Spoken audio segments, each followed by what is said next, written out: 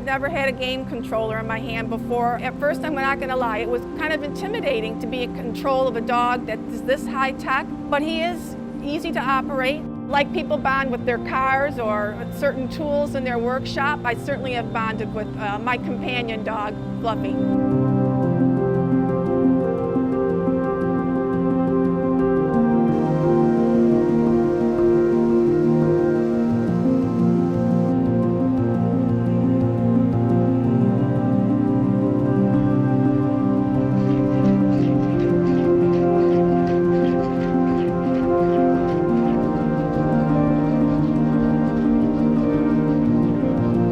So this is a Boston Dynamics Spot. We've nicknamed him Fluffy.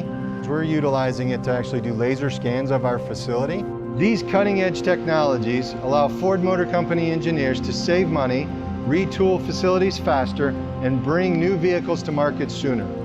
The opportunity here and what this robot dog can do is significantly going to change the engineering community. It also gets people excited about the fact that we're on cutting-edge technology here at Ford Motor Company.